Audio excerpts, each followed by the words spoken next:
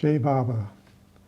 Today I'm going to tell some personal stories about Mehera in relation to myself and also some other people's stories. I hope there isn't too much repetition, some new things. And so it's about Mehera. She was born January 9th, 1907, and she dropped her body on May 20th, 1989. She was the beloved of the beloved. Baba said, "She is my very breath, without which I cannot live," and that she was the purest soul in the universe.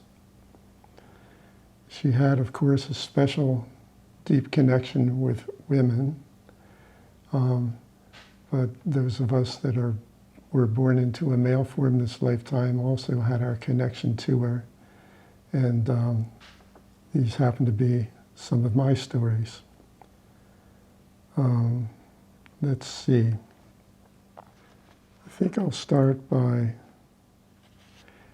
giving some of Baba's definitions of who were Mandali, and then Mehera's relationship in terms of being Mandali.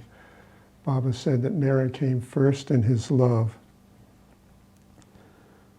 On November 13th, 1968, Baba declared to the Mandali, "The days of my manifestation are nearing fast, and only to Mehera have I mentioned the time of the breaking of my silence.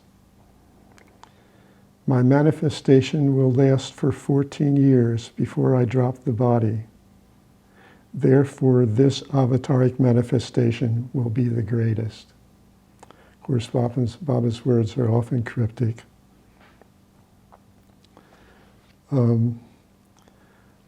Erich said, and you can look in the Baba literature and see there are varying definitions of who were Mandali, but Erich said that Baba gave 3 different definitions in general. The term Mandali, in the sense beloved Baba referred to it, means those men and women who lived with Baba and obeyed and loved him and carried out his every command, order, and wish. And that's the standard definition that is usually referenced. But then Erich says, those men and women who visited him when called by him from time to time and obeyed and loved him and carried out or tried to carry out his every command, order, and wish.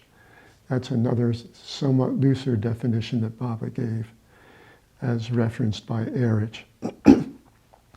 And third definition, those men and women spread all over the globe who obeyed and loved him and carried out or tried to carry out his wish, order, and command. Then Erich sums it up saying, when Baba said that Mr. X belonged to his Mandali, it was understood that Mr. X was one of the 3 mentioned above. Mandali means one's own, one very close, belonging to me. Apologies for my voice. In the afternoon of November 13th, 1968, clarifying the meaning and status of the Mandali, Baba stated, quote, "Only those few and female lovers who have been with me all these years through thick and thin are my Mandali. All others outside Meherazad and Meherabad are my lovers." Now listen to this. Baba says, "I rank my Mandali second only to Mehera. Then there are the lovers, and then the world. Daily, without fail, I am invoking myself for Mehera, the Mandali, the lovers, and the world, in that order." Thought that was beautiful.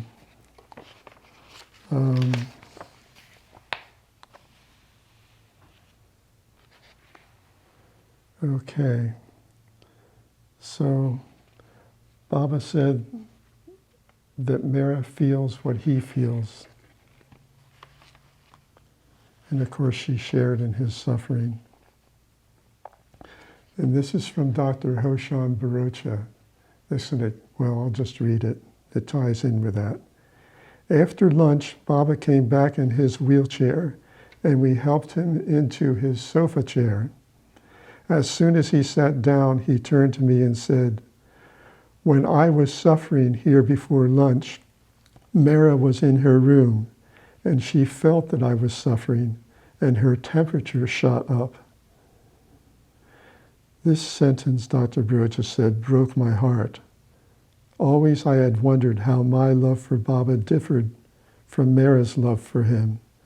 Today I realized that although Mehera had not been informed about Baba's suffering, yet her oneness with Baba was so great that she took over a part of his suffering and started running a fever.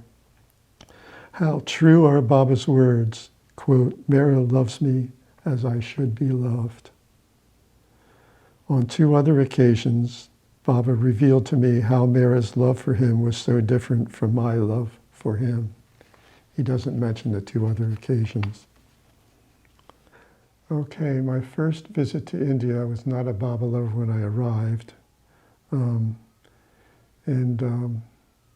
My story is elsewhere online if people wish to access it. How Baba came to me, I think it's titled on YouTube. So initially I didn't understand about Mehera. Sort of like all the Mandali are so friendly and they hug you, but Mehera doesn't. Why is that? And her eyes look different to me. And then of course I found out that she didn't embrace men. I was surprised one day when I saw this line of boys lined up and she hugged one after the other. Of course they were just boys. But when I came back for my second pilgrimage 2 years later in 1979, somehow there had more maturity and understanding had occurred within me, and I felt something of her divinity and something of who and what she was, more than previously. And during that second visit, after I arrived, she said, "Aren't you the boy who came here and got sick and had to stay?" So that story's told in my story. Anyway, I liked it that she called me a boy and that she remembered me. So let's see. And during that second visit, I came to identify her with the word innocence, probably more than any other word, like a child is innocent. And I realized that there's eyes which I couldn't understand before that look so different than everybody else's eyes. Was the reason they looked different, I felt, was that they were with Baba all the time, even when she was with us, just with Baba in such a special way. So I want to talk a little bit about the early birthday plays put on for her birthday. I believe the first one was 1979, the first one after Baba dropped the body. And it was held under the tin shed, which is attached to the water tank building on Meherabad Hill. And we all fit comfortably under there, the audience and the performers. And it may have been the day that I came to Baba and recognized him as who he says he is and as my master. It may have been on her birthday, December 22nd, but it could have been the 20th or 21st, I'm not sure. I like to think it was on her birthday. Anyway, I played a role behind the scenes in that play. I wasn't an actor, but got to take a bow. And what else about that? So, it was a series of skits that year. So, anyway, 2 years later, 1977, it was a play about Rabia, and this time it took place on the Sabha Mandap, that concrete platform with a roof but no sides, that's real close to Baba's cabin on the hill. And I had been in a few performances in high school and in the community I grew up in, and it seemed like more often than not I'd made some boo-boo. And I'm not good at memorizing long lines, and for me the amount of lines they gave me were long, so I was very nervous. But it was a play about Rabia, but Baba pulled me through and it went off very well. So, let's see. Then in 1979, I happened to be in India again and was in the play for Mehera's birthday. This year the crowd had expanded to the extent that it was held in the new outdoor theater on the hill, where to this day they still have Amartithi programs. And that was a play about Joseph, the biblical figure, and I was the Pharaoh, and I just had, I think, maybe one line, so no chance of blowing it, or slim chance. So after the play, Mehera got up to thank us all, and she started crying, and she couldn't finish. And Mani stood up and said, "What Mehera wants to say is," and they were so close she could say what that was and thanked us all. Mehera was very touched, obviously, by the play. And it reminded me of what Baba said to this man one time, and I'm extrapolating that it stood for more than this man. He said, "If you please Mehera, you please me." So the opportunity to please her through these plays or through whatever means was such a blessing. So 1986 was the next birthday play that I happened to be in India. I was not in that play. I will say something about the play that doesn't have to do about Mehera, really, is that it was the first time that they did some of the skits in Marathi so that the Arangaran villagers could enjoy the play. And I had not felt well that day, so I arranged for a chair. I think I actually carried a chair down to the outdoor theater so that I would have a seat to watch it, a comfortable seat to watch it, and not be on the ground or one of the few cordoned off chairs. And someone came who had a disability and said, "Excuse me, do you mind if I take your chair and you sit somewhere else?" So you know how the mind can think 10 things in a split second, and I thought, well, yes, I should give it to her. Oh, no, she doesn't understand I'm sick. Well, I should explain it to her. No, I should just give it to her, back and forth. And I ended up, within a second just saying, "Of course, you can have my chair." But I still thought, should I have stuck up for myself? What should I have done? Stupid mind. So I'm sitting way in the back, not in a comfortable seat. And lo and behold, who gets wheeled up in his wheelchair to sit a couple across from me is Muhammad the Must. And he had never before asked to go to a play. But he told Eriko, "I want to go to Baba's birthday play. You're to put a white kerchief around my hat." And so they brought him. But between Muhammad and me, Dun Sata, who I was very close to, so we're a number of people. She was Erich's cousin, and she was disabled. She was sitting between the two of us. And so there are two people that I'm happy to be near. And a couple rows in front of me are the men Mandali, and they're all relaxed, and some are chewing pan, elbowing each other at the funny parts. So I got to see them being free of responsibilities, just enjoying the show.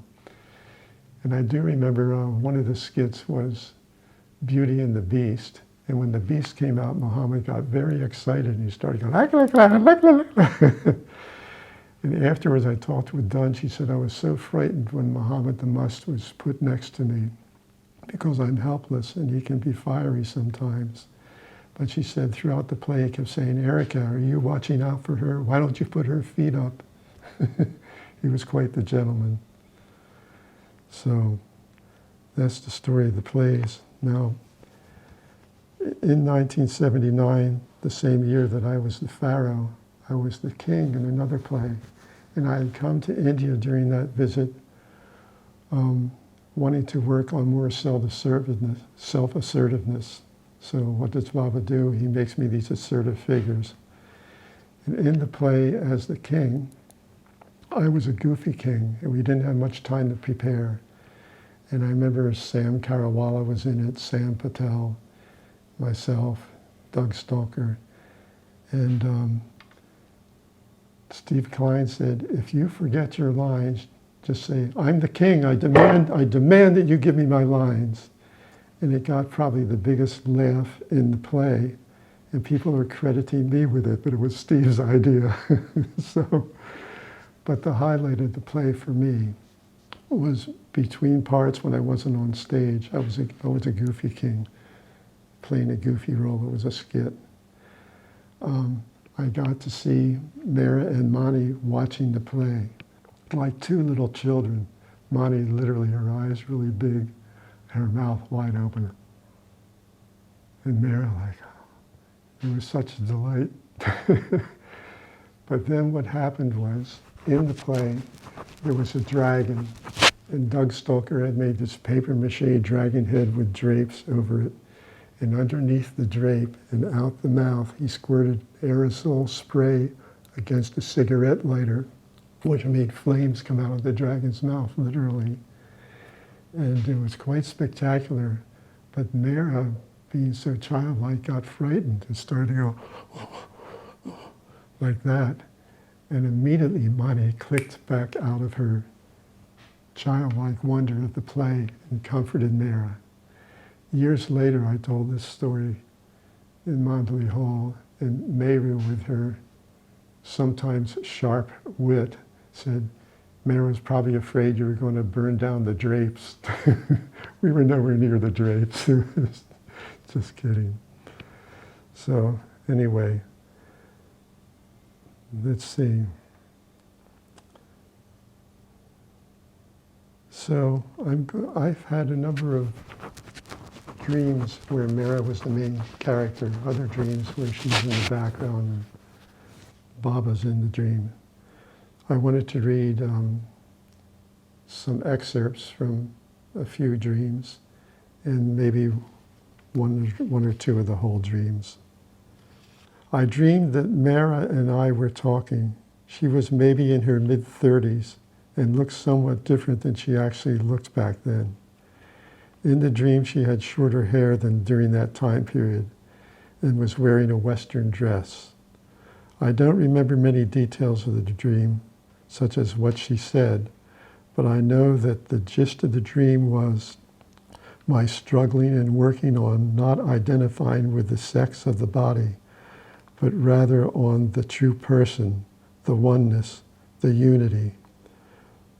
Mehera was, in her own fashion, helping me with this. And this was similar theme to a number of the dreams of Mehera, was just the presence.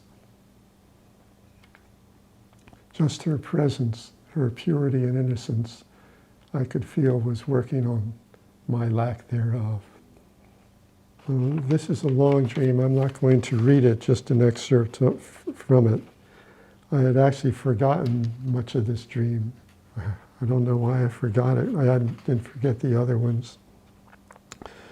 But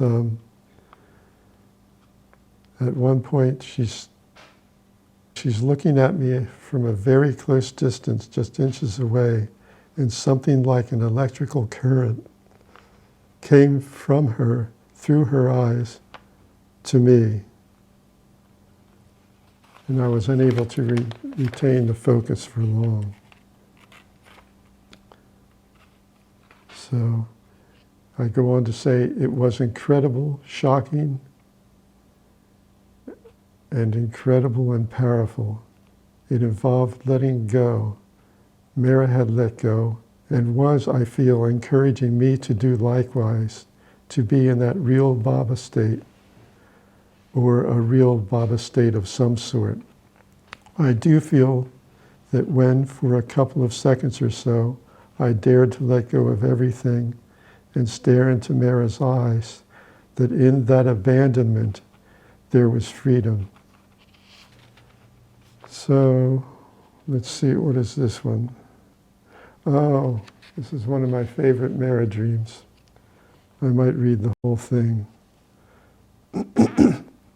April 17th, 2000, perhaps around dawn when I dreamt it. I dreamt that Mehera was outside, sitting on a chair, sort of like the type that's in the barn that Baba sat on, kind of throne-like. It was a cloudy day. There were lots of people around, workers, not Baba lovers. I think they had shovels. And they were in very close proximity. They were busy. And Mehera was sitting on this chair on this ridge. It was like an earth berm, about 2 feet high with sharply slanted sides and flat on the top. And Mehera wanted to get up and nobody noticed, and she was a little bit annoyed at this, but I somewhat tentatively offered my left arm for her to hold to get out of the chair. She took my arm. She took it, but it wasn't that easy to pull herself up. Noticing this, I also took her other hand in my right hand and assisted her to her feet. She was talking with me, I believe, about how there had not been anyone around that noticed her predicament. We were on this narrow dirt berm, and we had some grass on it. It was pretty sheer, somewhat muddy. And let's see, I took a couple of steps or so with Mehera, and one of her foot slipped on the edge of the berm, and one of her chapels, one of her sandals came off, but she was still holding on and did not fall.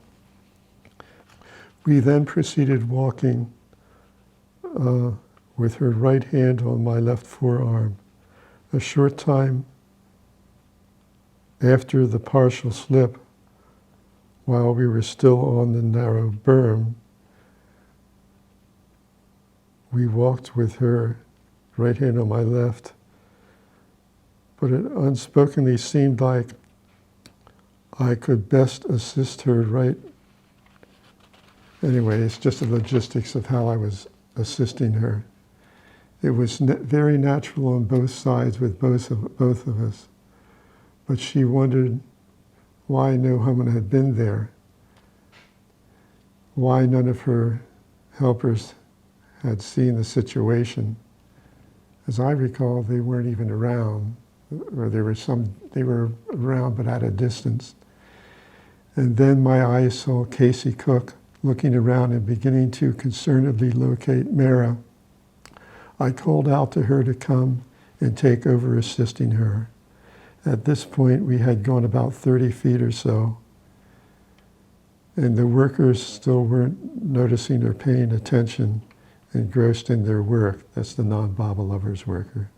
At this point, I woke up, or the dream faded. There's more, but that's the gist of it. Sorry, I couldn't make out all my writing there. I scribble. And I write the dreams after I wake up. This was November 15th, 2011. In this dream, there were several, 15 maybe, of us seated around a rather large table. Actually, I was sitting down first. It was about a 15-foot long, narrow, oblong table shaped something like a large surfboard. And very close lovers and women Mandali, I think they were all women, started to come in, and they're chatting, and then there's me, a guy, and not at that level. So, and they're not ignoring me, but they're busy talking amongst themselves. And after several of them had come in, then Mehera came in, and she came around to the other side of the table and sat next to me.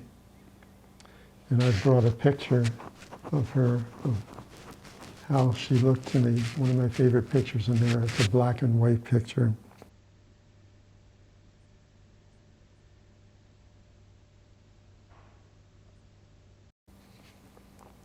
She didn't make contact with me, very demure, but she knew that I was there. And everybody was chit-chatting. Let me read. People were happily talking among themselves about whatever. Then it was announced by whomsoever that we would all hold hands, as people do before a silent blessing, before a meal. And perhaps this was the case here. Whatever, we became silent. Although I don't know who else specifically was at the table, Mehera was to my immediate left, just around the table's corner, at one of the two ends of the table, and I was to her right. I had known that she was there with others of the close women of Baba's near her. Out of the corner of my eye, I didn't want to stare at her. She was, well, this confuses me, so I'll skip it. I'm imagining her as an age difference from the difference in the picture. Perhaps the age at which she dropped the body. I guess the black and white picture captures the feeling more than the age. That's my best guess. So, anyway, I did notice a flesh-colored bump or growth above the knuckle side of one of her middle fingers on her right hand. And we were to hold hands during this blessing, and she put, without looking at me, she put her elbow on the table in her hand, and I carefully took her hand in mine. And I was careful not to squeeze or touch the little bump, which was easy to do. She was dressed in a sari, and I think the top part was draped over the top of her head. And there was that Mehera feeling about her. I knew in the dream that the circumstances were such that it was all right to be clasping hands. I was aware of my good fortune, happy, without my making direct eye contact, and she wasn't looking at me, at least not directly. It was as though she was there, but not there, always just with him, while doing whatever. And with her right arm bent at the elbow and her open still hand pointed upward, I gently, lightly took her hand. At this point, we were all holding hands around the table in silent communion. I looked slightly away to my right so as not to disturb Mehera, and so as to concentrate on the moment at hand, so to speak. I was smiling, happy, serene. Then the noise of the leaf blowers outside my condo woke me up. It was 8 a.m., but the timing felt perfect, as though the dream was complete. Again, it was as though Mehera was there, but not there, not entangled in any way.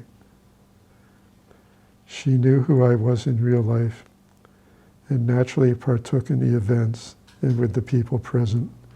Her unique presence, her purity, her natural dignity, her, quote, being just for him, this was all there, all present in the dream. Upon awaking, I was reminded of another dream years ago.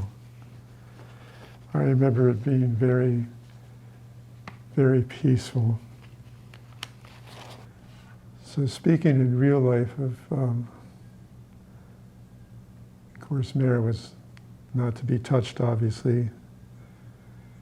I was in India when this delusional fool of a person made claims about himself and tried to embrace Mehera. I was not there at Meherazad on that day, but the next Meherazad day I was there, and Mani was talking about it, and she appeared to be very angry, understandably. And she was pacing back and forth in front of Mehera's porch. And all of a sudden she said, "You know what I wish for that man? You know what I wish for that? You know what I wish for that man?" I thought, uh-oh, here it comes. What, sudden death? She says, "What I wish for him is Meher Baba's love." That's the Mandali. So a couple of examples of Mehera being able to feel not just what Baba felt, but what other people felt. What would happen was, sometime in the afternoon after Mehera got up from her nap, she would come out on her porch there of Baba's house, and an announcement would be made in Mandali Hall, where most of us would be at that time, with Erich, Mani. Mehera's out on the porch, and Erich would always say, even if he was in the middle of a story and just at the point, the climax, he would say, go over to Mehera. And some would go and some would stay and hear the stories. It was always such a, you really wanted to be in two places at the same time, that's all I can say. And sometimes I made this choice, sometimes I made that choice. But when I would go over, I would walk out the back side of Mandali Hall, and I would internally say, "Oh, there's Mehera," when I would first spot her. And it seemed uncanny that she would turn and smile or go namaste and then back to whatever. And I thought, she must have excellent hearing. She must hear me all that distance walking on the gravel. And then one day, one of the residents there, Debjani Ray, told me that when she used to sit on the porch with Mehera, if she was thinking about, say, a negative thought about, say, her roommate that she didn't get along with and thinking bad thoughts, Mehera would give her this look like, "Why are you thinking that?" But if she was thinking of Baba or thinking of Mehera, Mehera would smile at her. And I think, my guess, it was the same, that she could pick up so acutely on our love for her and or Baba. I'll give another example. Well, I'll give the example now. This was one of the last times I ever saw Mehera. It was 1986. The women Mandali had come out and to Meherabad, and they had already had their arti, and there was a birthday cake for Mehera under the tin shed, and people were going up and saying, "Happy birthday, Mehera," and she was greeting them, and finally, and I couldn't get off the nerve to go up to her and do this for some reason, just being shy. And finally I got the courage after she sat down and started to eat the cake and had a mouthful of cake. What a klutz. So anyway, I go up and say, "Happy birthday, Mehera." With a mouthful of cake, she gets up and stands up and namaste and thanks me for saying happy birthday. So there's a story about seeing Mehera run, and that was in early 1976. And I had been told that at that time you could ask Mehera for Baba's hair. I thought, oh boy, I would love to have that incredible treasure.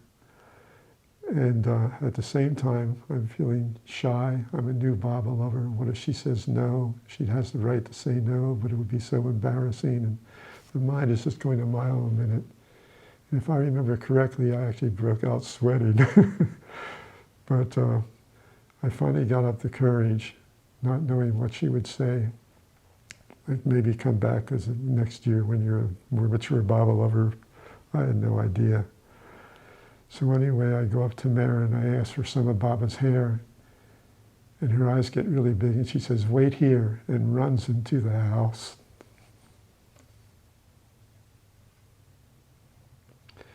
To get Baba's hair. I'm not done being a klutz. But this time it works out well. She brings a couple of packets of Baba's hair, and asks me which one I want. I'm a klutz because I can't make up my mind. I'm looking back and forth, back and forth. But it worked out so well because Mehera made the choice. She said, "This is Baba's hair when he's older." And then she gave the reason why she wanted to give me Baba's hair when he was older, which I cannot remember. But I sure enough remember she made the choice, then dropped it into my hand, and boy, was I a happy camper. So these stories involve Mehera a little bit, or more than a little bit, and Mehera. I remember asking Mehera in 1990, I think, why they didn't play badminton anymore. When Mehera would come out on the porch, sometimes they'd set up badminton and we would play, and Mehera would be on the porch talking with other people, but also watching the badminton on and off. And she said the reason why is we just stopped after Mehera dropped the body. But I remember playing with Mehera on my side against, I forget who the double team was on the other side. And at that time, I'm a young adult, Mehera is middle-aged. I have a background as an athlete, physical education major. Mehera was the better athlete, let me tell you. And she trash-talked me, I swear. She would say stuff, and the one I remember in particular was, the other side hit the shuttlecock off to the side, and I went to try to hit it, and instead I hit the bush. And she said, "Philip, hit the shuttlecock, don't give the hedge a haircut." But it was a joy. Another Mehera story is after Mehera dropped the body, Mehera saw fit to send back some of the cards we had sent to Mehera for her birthday. I only sent cards 2 years. I didn't know it was a thing you could do. And I was mindful that Erich used to say, "A friend is he, a friend is she, who keeps the Mandali correspondence free." So I didn't write all that often. But she saved some of the birthday cards, and then Mehera sent them back. And the one she saved, I was nervous about. I thought it might be seen as a little, maybe even sacrilegious, but I thought, no, I hope she likes it. So I brought a picture of that card, both the outside and the inside.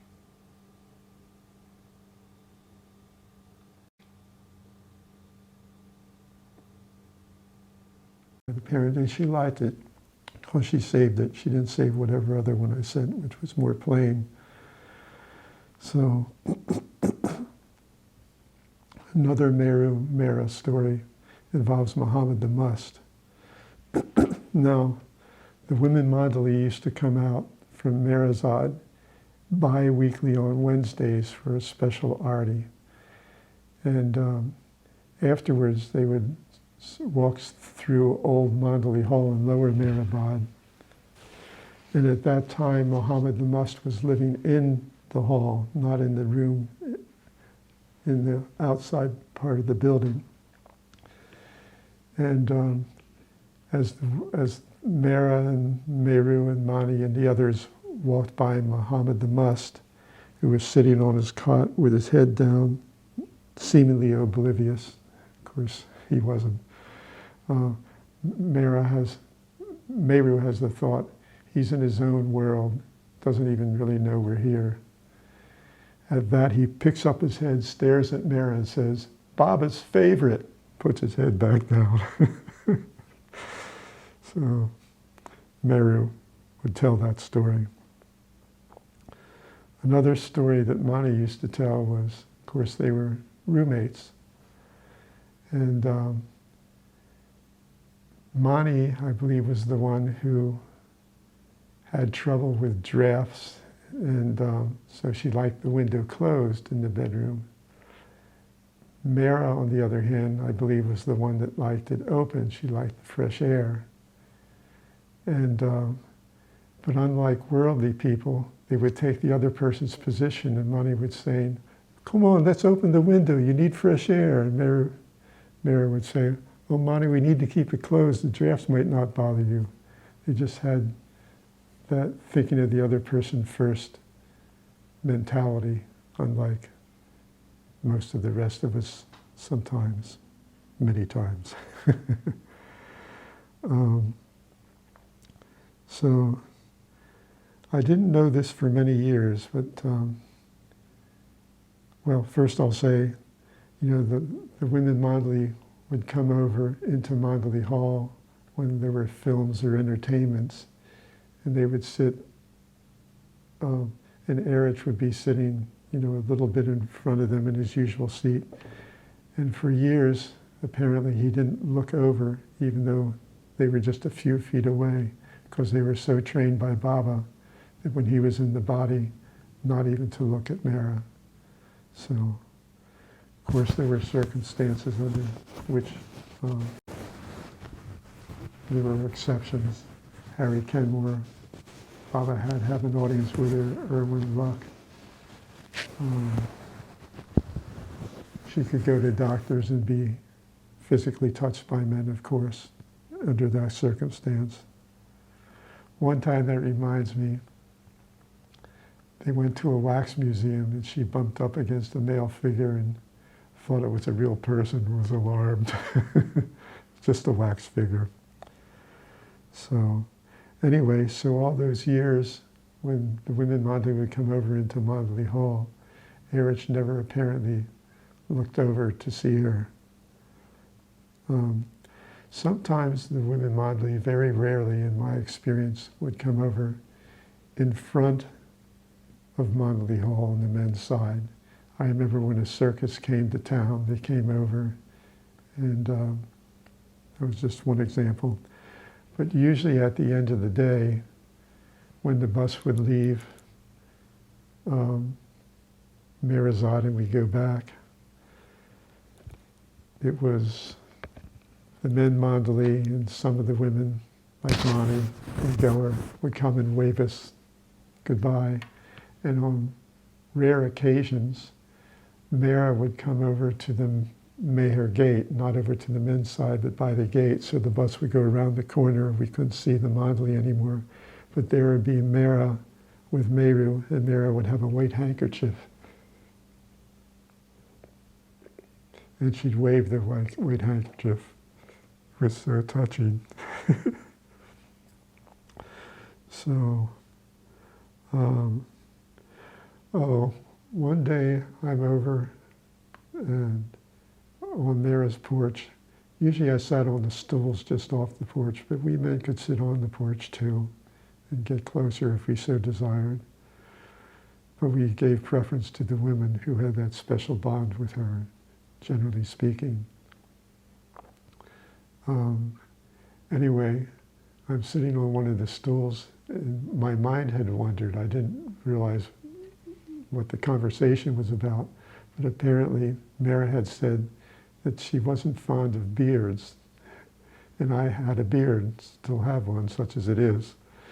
And everyone had turned around to look at me, and all I saw was people looking at me and not knowing why, because my mind had wandered, and Mehera was going, oh, like I shouldn't have said that, It was just so cute. I have a friend who, when he goes to India, when he would go to India, would shave off his beard, knowing that Mehera didn't like beards, and then grow it back when he'd come back. Baba actually had a fondness for old men with beards for some reason. He himself stated that, but people have their preferences and likes and dislikes, and it was a cute little episode, even though I was embarrassed at the time. So this must have been, I don't know what year it was, I'm going to guess 77, my second pilgrimage. And it was Christmas Day, we're out at Mehera, and it wasn't a big hoopla back then. And Ted Judson said, I want to go over and sing a Christmas carol to Mehera. Does anybody want to come with me? And I said, I want to come and sing. And so just the two of us went over, and we went up to, not on the porch, but in front of it. And Ted said, Mehera, we'd like to sing a song for you. Go tell it on the mountain. And Mehera came over by herself to the edge of the porch, and we're down below looking up, just a few feet away. So we had a private audience, and we sang Go Tell It on the Mountain, a treasurable memory. I didn't hit a couple of notes right, but that's okay.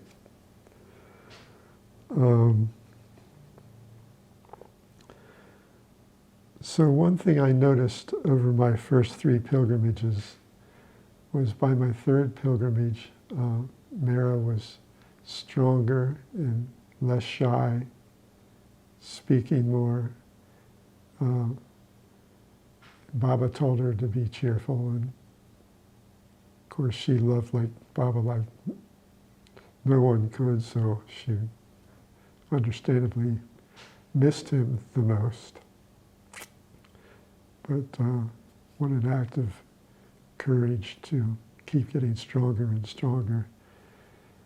Meanwhile, with each visit, I got more and more shy around her. And I'll have a story about that in a little while here. Yeah, I can remember during the first or second visit, someone saying something inappropriate or indelicate, and her just crying and running into her room. Okay, to the point about getting more shy. And by my third visit, I was leaving, and my first three visits were all long, 3.5 months, 3.5 months, and the third visit was 4.5 months in 1979/1980. And as I'm leaving and saying my final goodbyes on that third pilgrimage, I'm feeling, oh, Philip, you're leaving. And in particular, you didn't take advantage of spending more time and talking more with Mehera, you fool, beating myself up. And being an emotional guy, as you can see, I started crying. One of the Western helpers of Mehera said, don't cry like that, upsets the Mandali. So I go over onto a corner of the porch, compose myself, walk off the porch, and leave. I've said my goodbyes. And I'm feeling really dejected and down. And as I'm walking back past Mehera's garden over to the other side, all of a sudden I hear, Mani, Philip, come back. Mehera wants to talk to you. So I walk back, and who meets me?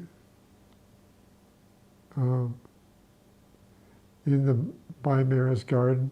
They walk towards me, I walk towards them, and we're by the garden there. Is Mani with Mehera in hand, actually holding on lovingly to her arm as I'm about 2-3 feet away from him. And Mehera says, I saw your cloth bag.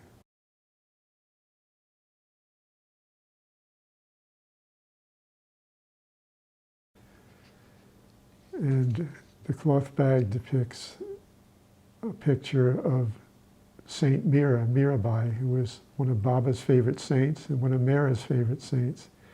And she said, do you know the story of Mirabai that it depicts? Now, I did know the story. Fortunately, I was not foolish enough to say, yes, I know it. I said, I'd love to hear it.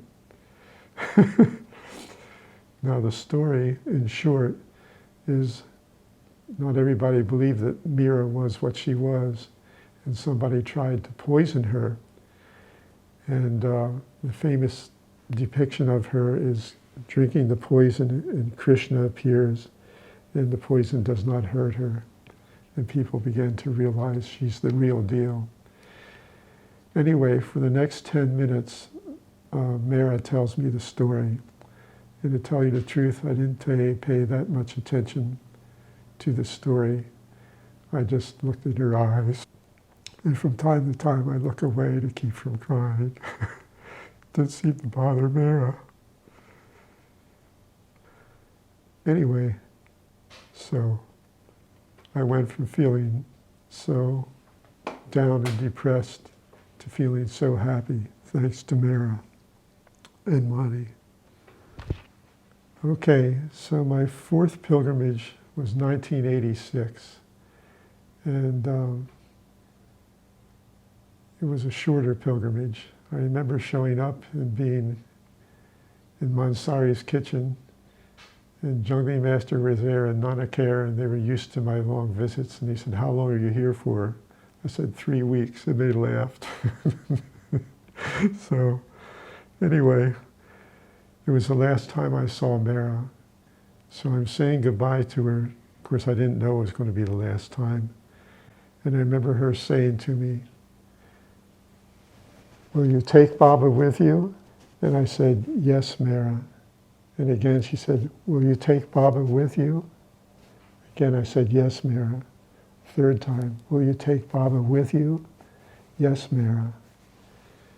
And it was very touching, but there is a part of my mind is, why is she repeating it? Of course I'm going to take Baba with me.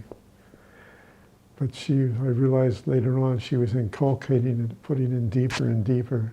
Plus Baba used to say, take me with you, take me with you. And so I had a deeper grasp of it later on. When I came back 4 years later, I found myself going in the tomb unthinkingly in this posture. And I thought, it's sort of like, Baba's my baby, you're holding him close. It's also like a cross. And it's, something that Mehera gave me. When I go in Baba's Samadhi, I try to go with whatever is the feeling of the moment. But during that 1990 trip, it was a carryover from the experience that Mehera gave me of taking Baba with him. So, a little story about Mehera's childlike nature, her innocence. She used to say, she said it to Heather, she said it to Mani, do you think I'll be reborn in a Baba family? But she could also, she had that strong adult side too. And this is something that was recorded by David Fenster. It's not well known. She said, and it's a warning really, about intermediaries, I think. Others you may see, they just talk. They will give good talks and they gather people around them, but they are not God realized. They have a clever way of talking. They read Baba's books and they give knowledge as they know it. You see what I say? There will be many such persons, but don't go the crooked path. Keep on the straight to God, to Baba. Keep your path straight to Baba. There will be attractions this way and that way, but don't be attracted. Once you love Baba, keep loving him. Okay, so I think, but I'm not sure, it was the May 19th, 1989 program. We knew that Mehera was seriously ill, but that night at the center program,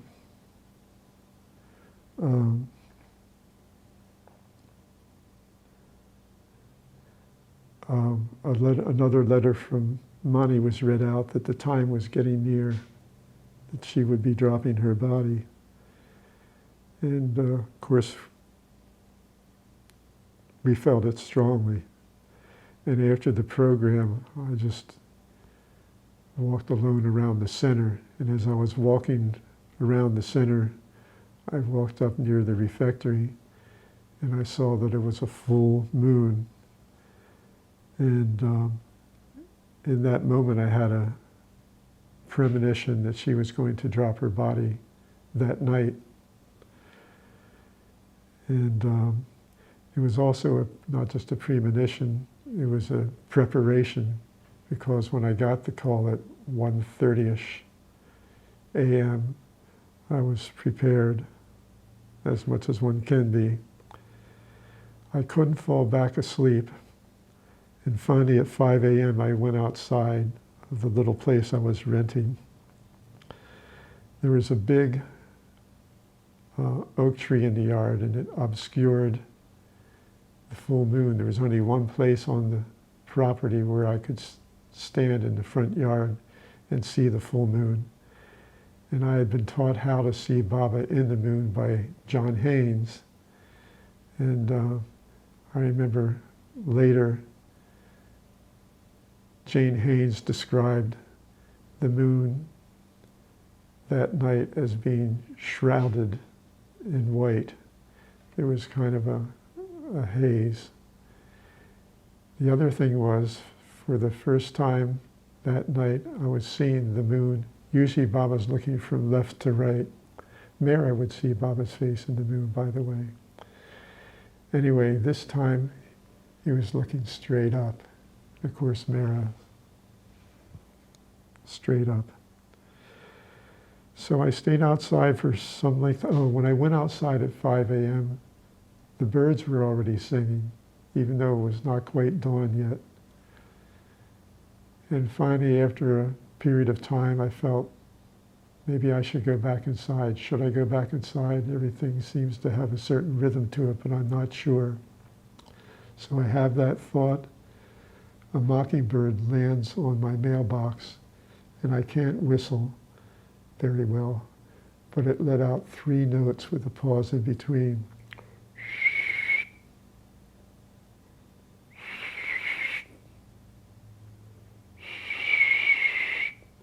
It felt like a signal to go back inside, get a little bit of sleep. So, anyway, all I can say was I remember being outside, and it was a Mehera Baba feeling. There's a certain kind of Baba feeling that has a Mehera flavor to it, I guess, is how I would struggle to say it. And that was there. So I don't know if it was the next night or a few nights later, they had a program on the center to remember Mehera. And this had a profound effect on me. The stories in particular that the women told about Mehera in their own personal experiences seemed to give a push forward in my feelings for and love for and what little understanding I have of Mehera. I remember Andrea Winsemer talked about the different roles her assistants played according to their nature. One, keeping things light. One, sewing and mending, and she accommodated the different personalities Mehera did and made use of them. That's the gist of it. I'm sorry I don't have the actual stories, but I do have some of the stories from that night. Gail Humphreys said, when Mehera would tell a story, you could feel it more strongly. And she added, I never felt happiness, longing, and love as much as when with Mehera. So another person told a story. I think I'll not say her name, even though she told it here before the group. But she had gone to India because she was in a really down place in her life, and she had stopped eating. So Mehera hears that this woman is in India and invites her over to lunch and actually feeds her by hand. And eventually she overcomes her depression, which was really at a serious point when she arrived. So someone said one day that Mehera was very changeable. One day she seemed like a little old lady, and the next day she seemed to be able to read your thoughts. And she realized that Mehera knew more than you thought she knew. And several of the women went, mm-hmm. So the feeling, that, again, that the women Baba lovers had and the stories they told deepened my appreciation and feelings and love for Mehera. Thank you. Another story was told, I think Janet Luck told this story. Might have been Kathy Haas. It involved both of them. But Janet had this thing she could do with a broom and do all these contortions, and it seemed like she was double jointed and would get all entangled, but then she would unentangle herself. And Kathy Roddy stands, and everyone's enjoying this. Mehera's enjoying it. And Kathy Haas, now Kathy Roddy, says, oh, I can do that, and gets up and pretends she can do it and gets all entangled, and then eventually cheats and moves her hands and goes, ta-da, with the broom. Well, that night, when Mani and Mehera are going to bed, Mehera's in the bathroom brushing her teeth, and all of a sudden, Mani hears Mehera chuckling and start to talk to herself. And so she goes over, and what happened? She says, I'm just remembering that really funny thing that Janet and Kathy did. So, let's see. Wendy Haynes said at that gathering that Mehera had said, I only wish that I could come back so that I could love him more. Oh, about that broom incident, she said, Baba liked persistence, Mehera said. So, Mehera got some solace, someone said, because she said, when in 1987, Mehera said, when I see you all coming here with so much love for Baba, I am very happy. And someone mentioned what we got to see many times with Mehera was how she would talk to Baba in his picture at the Samadhi or on Baba's porch or at teas, whatever it was. And it was like we got to eavesdrop on something that was very private, but Mehera would let us in and see it. She would kiss the flowers and put them on and trace his face with her hands. Nothing like it. In fact, I once met a Canadian Baba lover on the center, I don't remember her name, she was not a Baba lover when she went to India, and she was in the tomb when Mehera was expressing her love and talking to Baba, and that made her become a Baba lover. She used to say, I remember, help us to love you. Oh, Mehera said, this was shared by one of the women at that gathering after she dropped her body. Baba says, he and I are like this, like a little child. She would imitate Baba putting index fingers together. So now let's go to the year that Mehera dropped the body. 7 months later, it's December 21st, 1989.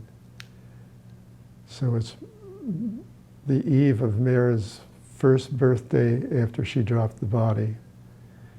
Snow is predicted. I remember walking into the meeting place that night. It was supposed to be 1 or 2 inches. Coming out, the ground was covered.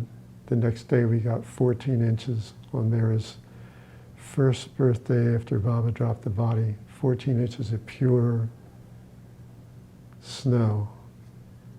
It was seemed meaningful to me. Also, I got my first day off of work in a long time. I was working 70 hours a week and 7 days a week, and I couldn't get to work because there were no snow plows here. Anyway, so I'm going to finish with just a few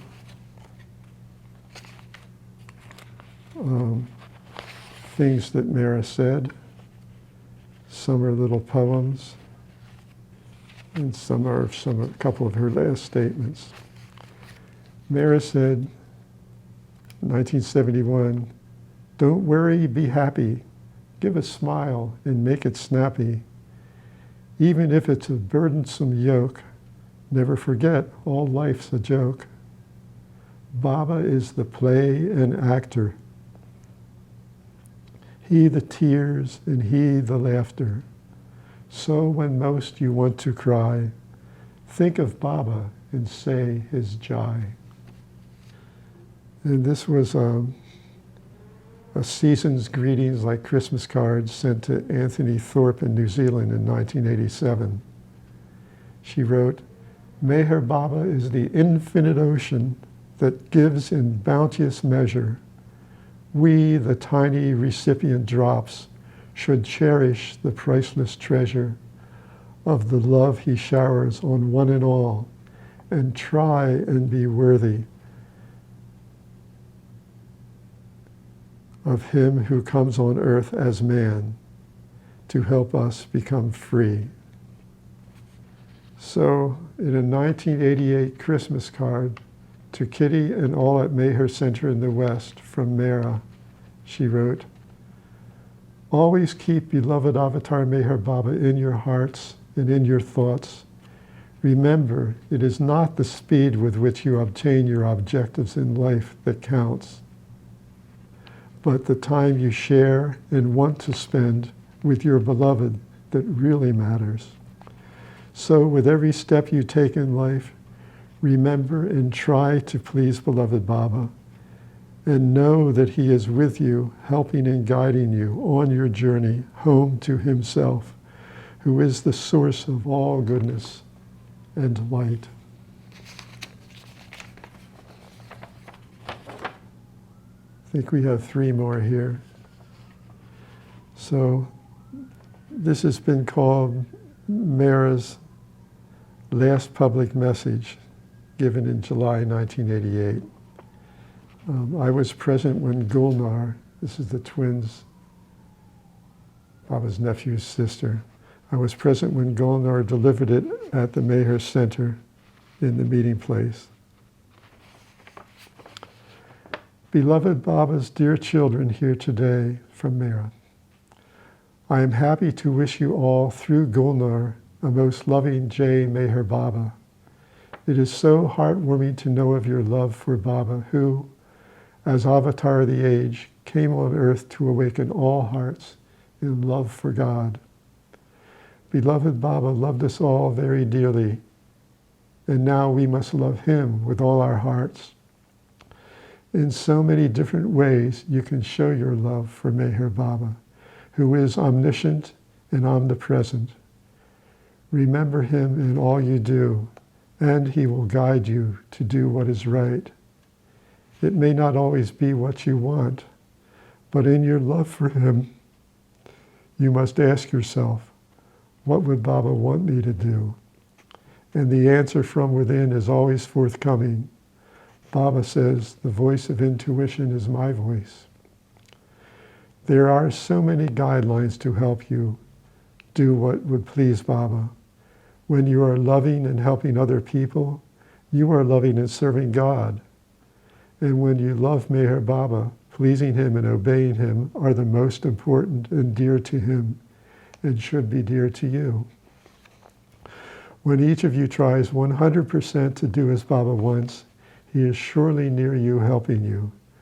To do so is often not easy, but with Baba's help, it is not impossible. Beloved Avatar Meher Baba's coming on earth as man was to help you on our spiritual journey. Know that he does help and guide us on the path to the God, which is to himself. And each of us, sooner or later, knowingly or unknowingly, must undertake this journey. It is our journey to God.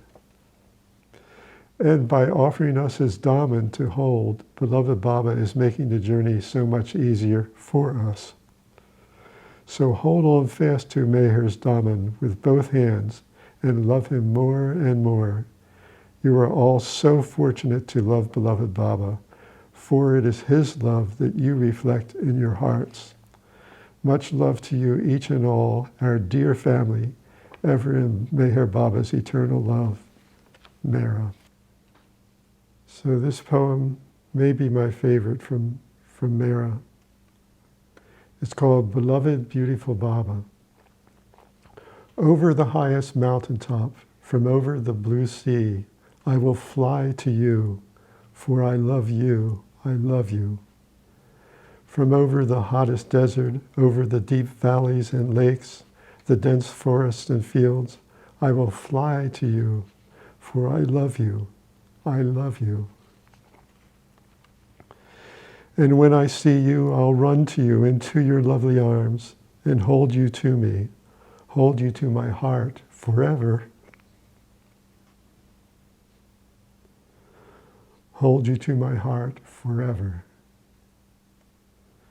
Beloved, beautiful Baba, in your eyes I'll long to see your sweet love, and you will see sweet love for you in me.